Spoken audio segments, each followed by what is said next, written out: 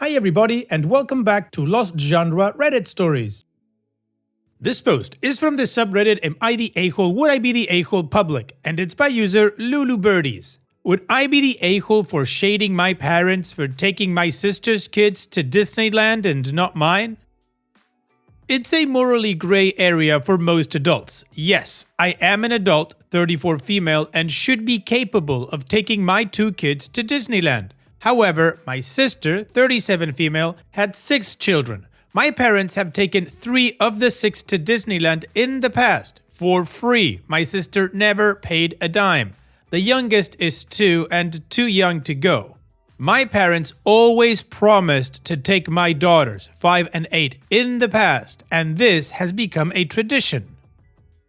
Fast forward, my sister died unexpectedly almost a year ago. My parents are now guardians of some of my sister's kids while they have parenting plans with some of the fathers. For the kids with guardianship, we've had an epic year-long court battle over custody with a few obscure family members who thought this would be an easy way of adopting random kids. What? They lost. Anyway, I've managed a lot of the kids' care, like daycare, after-school activities, and enrolled them in school with my kids, so they had a strong support system. They joined a basketball team with my kids, and they all basically spent all their time together to get through such a difficult time. My parents won the custody case, and it's almost the 1-year anniversary since my sister passed. So, my parents are taking my sister's kids to Disneyland and leaving my kids behind. My kids don't know this yet. We've spent the last year going through a divorce, so I could not afford to lay down the money to go, especially at such short notice. What irks me is that my parents have always promised my kids this. They even planned a trip last year for them, but it fell through when my sister died.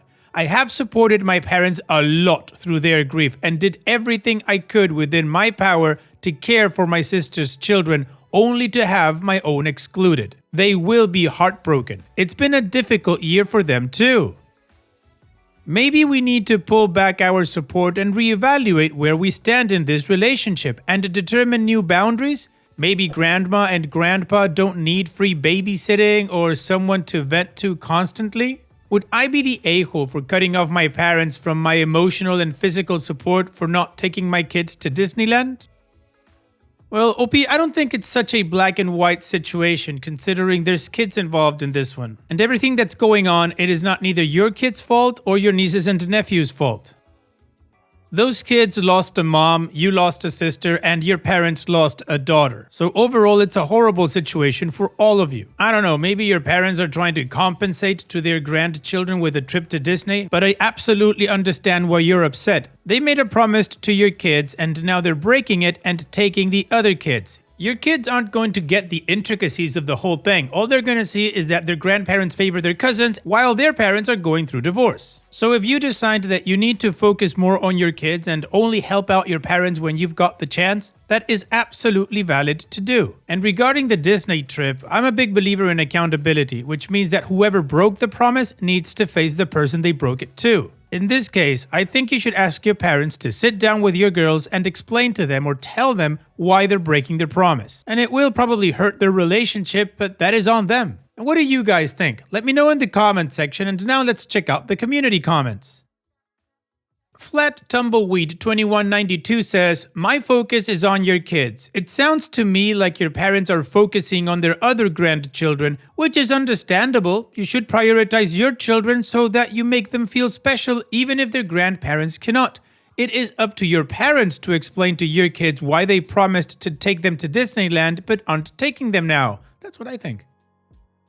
Princess of Perky says, I think you need to focus on your kids because your parents have always favored their other grandkids and now they're racing them. It's okay to step back and focus on your kids. I'm not sure you'll ever win by saying, hey, why are you favoring the orphans? So just quietly shift your focus to your own family. If anyone asks, you say you realized your kids need you. OK Requirement 3116 says, you're the a-hole. The name of the game went from Candyland to Jumanji. I can't imagine taking my grandkids and parenting all over again. I can't imagine their uncles getting pissy over something like this. Strange Depth 5732 says, talk to them. They lost a daughter. They had a court battle. They're raising their grandchildren when they're old and tired and grieving and traumatized. Tell them your children are also struggling. Divorce is common, but it still sends their lives into upheaval. It's not about it being your kid's turn, but about them treating their grandkids differently, and that will have natural consequences of making your kids feel left out and likely creating a lot of hard feelings towards the cousins, which isn't fair to any of them. Don't look at this as I've done so much for you, because that's just a bad look. Approaching it as it's your money and your decision, but the kids are going to be hurt, so how do we navigate this? The last thing your nibblings need is their peer support people resenting them. It's setting everyone up for failure. It also seems morbid to mark an anniversary of her death this way. It might hit the kids hard. And a Bear 61 says, not the a-hole, but have you tried talking to your parents about this? If you have and they brush you off or dismiss you, then I would definitely pull back from them and set some strong boundaries regarding your children and your time. They don't need visitation with grandchildren if they don't want to value them and their feelings. Alright, well, the majority of the community said not the a-hole, although there were some you're the a-hole people, and a lot of people gave OP advice as to how to deal with it. Now, OP has given us 3 short updates to the story that we're going to read in one go. So let's move on with that to see how this story ends. Thank you for the input. The court of public opinion usually does not hold back, which is why we're here. My mom had a deposit down for a hotel last year with admission tickets for me, the girls, herself, and my adult niece. That did not end up happening. I never told my children about it as a precaution since I was going through a divorce and my financial responsibility was to purchase the plane tickets. About my sister, she died of an overdose. She was like Charles Manson. She could convince anyone of anything and literally had a cult following. Her funeral was weird. She was hired as a case manager for a small substance use disorder agency, SUD, addiction services. She was using while she worked with clients and ran drugs across the state for extra cash. She also dealt from her apartment, and the amount of narcotics pulled out of her apartment was disgusting. It sent shockwaves through the recovery community because how are they to know who to trust anymore? It's safe to say there is not a lot of love lost. Also, my nieces and nephews hate being referred to as orphans, and I imagine many people in similar situations feel the same way, so please refrain from using that term to label them. Essentially, this pattern is not new. My sister's death did not change the fact that my parents have done this for years. At first, my parents hid the trip from me and only told me about it last minute. I told them how devastating this would be for my kids as their cousins will come back and rub it in their face. They go to the same school, the same daycare, and share all the same after-school activities. So my kids are going to hear about this for a long time, and with their age, it's going to be difficult to understand why their grandparents chose to take these grandkids and not all of them, especially knowing that this is now the second trip for some of them. So I've booked a weekend beach trip, hoping this is better than nothing. They are really excited about this, but I have to figure out how to cushion the blow of telling them what their cousins did instead. I don't want to hurt my parents, especially so close to the 1-year mark of my sister's death, but I can't have my parents hurting my kids with blatant favoritism. If that's selfish of me, then maybe I don't want to be right. Update 2. I appreciate the input and I keep seeing the request for more information. I held back because it is extremely convoluted. My parents have guardianship of 3 kids, one in which is an adult and away at college. The other 2 are in 1st grade. The remaining kids have regular visits. At any point in time over the last 15 years, at least one child was living with them as a foster child, and they all were very happy during that time and very miserable to be reunited with their bio parents. The spoiling has something to do with it. Sometimes, when the other kids at their dad's video call to talk with the other siblings, they get very upset because they know all the kids are there, including their cousins. They were only taking 2 kids with them and then added a 3rd one last minute. Money is not an issue for my parents. At first, they hid this from me. They told me it was for the 2 kids they won custody over, but then started adding other kids later on. They would not tell me directly to my face that this is just for your sister's kids, although every Disney trip in the past has been for her kids. My beef is not necessarily with that, it's what my nieces and nephews will be doing come Monday when they go to school. They are going to rub this trip in everyone's face, none more so than my kids. I can prepare them and soften the blow as much as possible, but kids can be terrible to one another. This doesn't seem fair. Usually after these trips, I hear for a good 10 minutes how much everyone hated the whole thing and how ungrateful the kids were the entire time and how many meltdowns they had. They usually top it off with how much they would rather take my kids instead, and they will do that next time. They checked in with me from their first day at Disney. They're ready to come back. OP's final update. Ironically, I had a scheduled appointment with my counselor tonight. It takes like 6 weeks to get an appointment anywhere. My kids and I were involved in a local traumatic incident a few months ago, so me and the kids see our respective counselors. This guy has more background information, as he should, and I updated him with what my parents are doing. This counselor is a no BS type of guy. We talked it through and determined that what my parents are doing with Disneyland is not for the kids, more for them to ease their guilt. Guilt about raising my sister to be the way she was? Guilt for not being able to stop her? I don't know. And this type of behavior is not healthy. It is part of a trauma cycle. I'd rather not enable this trauma cycle to continue, as now my daughters will be subject to it as I was. I can communicate my feelings with my parents, but knowing them, they despise confrontation and shut down at the mere sign of emotional distress. I know in this case I will need to be the family's black wolf and cut ties to spare my children's heartache. Unlike the family's black sheep, the weirdo, the black wolf breaks family curses or family cycles of trauma. It's not about a stupid vacation, it's about preferential treatment that existed long before my sister's death, which clouds my parents' judgment and their parenting. The literal guilt trips are too much. My kids will remember this forever and always resent them for it. Contact is being cut off to remove my kids from this toxic cycle of behavior. I'm pretty sure no one will notice we've even slipped away with everyone invested so heavily in their own lives to notice anything else. Well, OP, good for you and your therapist that you guys figured this out in a healthy way for you, and yeah, it sucks for your kids, but eventually you're just doing right by them. So here's wishing you and your kids the best in the future, OP. Thanks so much for sharing and take care. And now let's move on to the next post that also has an update. This post is from the subreddit Am I the A-hole, and it's by user AnonymousMom4. Am I the a-hole for requesting my stepdaughter pay 1/3 of her ER visit because she swallowed an AirPod while intoxicated? My stepdaughter, 20, was on a spring break trip with her friends. One night, she got drunk and ate an edible. She claims that she swallowed her AirPod in her sleep and has no memory of it. I don't see how that's possible. She woke up next to her mother, I might add, and realized she had a missing AirPod. She called the ER and they told her to come in for an X-ray. They told her to come back for a second X-ray to make sure it had passed.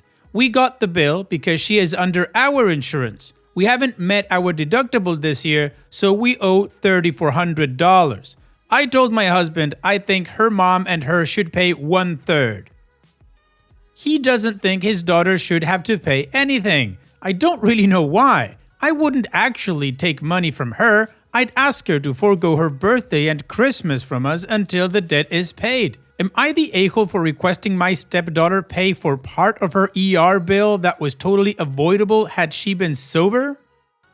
Well, in my opinion, she should pay for the whole bill. We're not talking about a toddler or a child that put a toy in their mouth and swallowed it. We're talking about a 20-year-old who was partying, got drunk, took an edible, and apparently swallowed an AirPod. Which I also don't know how that could have happened because those things are not pill-sized. They're big. But I could be wrong, still have my reservations regarding the possibility of it. In any case, I don't understand why you two have to pay $3,400. She should be accountable for the whole amount.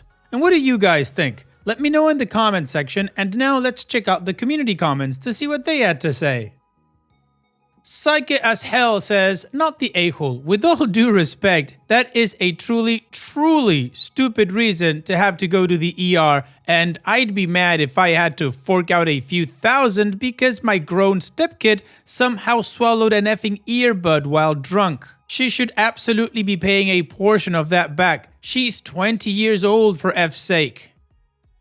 Acceptable Map 3490 says, if she has no memory of swallowing the AirPod, which I also do not believe, because she did it in her sleep, then why in holy hell would the first thought upon not being able to find the AirPod be, must have swallowed it, cry cry cry. Not like, it's an effing tiny thing I probably dropped somewhere while drunk and high. Like, that would have been the last thought. Not the a-hole. Your stepdaughter is a dumbass and should pay for her own medical bills. I mean, it's fine to help her out, but she should at least contribute to some of it. Long-winded Ogre says, I'd tell her to pay the full thing. It's health insurance, not stupid insurance. I like that. No one made her eat her AirPod, and she had the option of not going to the hospital because what the F are they going to do? Not the a-hole, but possibly a bit of a sucker. Professional Pop 8867 says, I'd pass it fully on to her. She's 20 years old, but definitely not the a-hole for asking 1/3 only. Is her mom also paying for 1/3? And OP responds, we can't force the mother to pay 1/3. I'm hoping she chooses to do so. The money is not a burden for us or her in that we have to pay it. That being said, it's still a lot of money. It's not nothing for us. And Cross Wendy says, you are not responsible for medical debts of your adult children, whether they are on your insurance or not. When your stepdaughter signed in at the hospital, she would have been required to accept financial responsibility of the portion insurance does not cover. Furthermore, even if that weren't the case, presumably the cost of her insurance coverage comes from your household. It would be fair to expect the other parent to cover the cost of the medical debt. I have other questions though. You say she was sleeping next to her mother during this drunken escapade. Her mother went on a spring break trip with her friends and was totally fine with her under-drinking age kid getting drunk and taking edibles to the point of swallowing AirPods? This isn't your debt. Don't pay it. You would be the a-hole if you didn't take this opportunity to help teach your grown stepdaughter a valuable lesson about underage drinking and financial responsibility.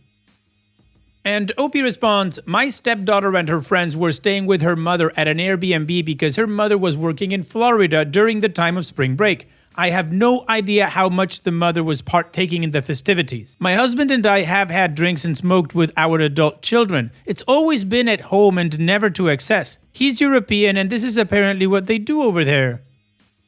So the vast majority of the community agrees that OP is not the a-hole and that stepdaughter should cover at least 1/3 if not all of the bill. Now, let's move on to the update to see how this story ends. My husband said she called urgent care and they told her to go to the ER because of the lithium battery, which could be toxic. Also, there is some debate in the story about when and how it was swallowed. He says she went to sleep with her AirPods in for white noise. She woke up with something in the back of her throat, swallowed, and realized too late it was the AirPod. We've never told her she can't use her health insurance. Final update. Due to many comments, I think the most fair option would be for the mother to pay half of the daughter's share of the deductible, which would be $5,500. The mother is not a bad mother. We don't get along, but she's a good mother that makes bad choices sometimes, as we all do. Moving forward, there will need to be a discussion on who pays what of that medical expense, which we did not do before this happened. The kids get around $1,500 cash deposited directly in their personal accounts for birthdays and Christmas from our side of the family. I meant she could use that money to pay the bill. I will not ask my stepdaughter to pay any of this bill, but moving forward, there will need to be a conversation on who pays what. In general, stepdaughter is a great kid. I'm hoping this is a one-off. She's going to New York City for her 21st birthday in August with her mom, so I think some kind of guidelines should be set about who pays for stupid mistakes while intoxicated. Well, maybe another guideline should be don't buy cordless headphones. Also, if she's intoxicated, drunk, and under the influence of an edible, why would she need white noise to fall asleep? I mean, maybe that's just me, but I wouldn't think she'd need white noise to fall asleep if you're drunk and under the influence of an edible. In any case, I still think she should have paid for the whole thing. But thanks for sharing, OP, and good luck next time. And that's it for today's video. Thank you so much for taking the time to watch it. Now, if you've gotten to this point in the video, I assume that you like these stories that I'm reading out, so here are a couple more that you might enjoy. And if you don't have any time to watch another story right now, save it for later, and also, don't forget to hit that subscribe button.